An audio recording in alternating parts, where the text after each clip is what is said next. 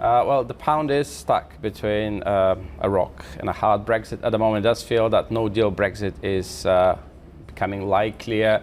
The looming battle between the government, the parliament today, tomorrow, really may ultimately result in a snap election. And if you look at the polls, the pro-Brexit parties do have the lead. I mean, if you just add up the votes that could go for the Tory, for the Brexit party, for the DUP, we could end up having a simple majority in favour of no-deal Brexit. And I think the markets will continue to brace for that, especially, and the outlook for the pound not really expected to improve anytime soon.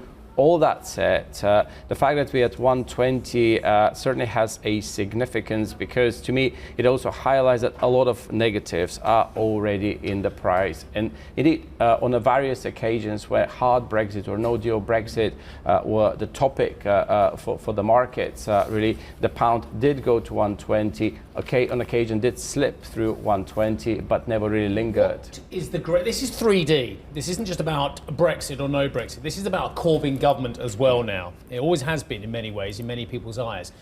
Tony Blair was asked yesterday at a speech, a briefing he gave yesterday, I think it was Carlton Gate, basically would he vote for Labour under Jeremy Corbyn. And Tony Blair, whatever people think about him over Iraq, couldn't give an answer on this one. So I ask you the question, is the market more worried about Brexit, or is the market more worried about a Corbyn government given all their unfunded spending promises? Well, I guess I was a bit metaphorical when I was referring to the rock and the hard Brexit. I guess Jeremy Corbyn's government would be the rock there, in the sense that for some clients, indeed, a Prime Minister Corbyn plus a Brexit deal, be it a customs union or whatever, really that maybe actually even worse than a Prime Minister Johnson and a no-deal Brexit.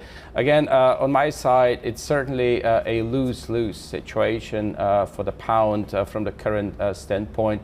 And indeed, whatever comes really in coming days and indeed months may not improve the sentiment on the currency. All that said, I wanted to add the significance of 120 here already captures that level. A lot of negatives that may be already in the price. In particular, we've run a lot of simulations really about how a no-deal Brexit, how the disastrous outcome really could impact the economy, and that how this will then translate into currency valuation, lower potential growth, capital outflow, indeed departure of productive labor, and so on and so forth. And we didn't get much lower than that, so that we could get an undershoot. You could get an overshoot on the downside, if you wish, where cable really could slip to 115, 110. But over the longer term, I think our best guess would be that 120 is the level where the pound will stabilize in the event of hard Brexit. Presumably a Labour government with a deal, in our view, may be somewhat more positive, just because no deal Brexit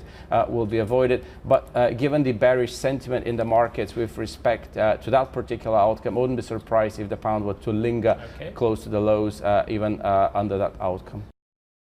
Hey everybody, it's Hadley Gamble from our new CNBC Middle East Bureau in Abu Dhabi. Thanks for stopping by. Now, to watch more, you can try one of the videos that just popped up on your screen. And don't forget to subscribe.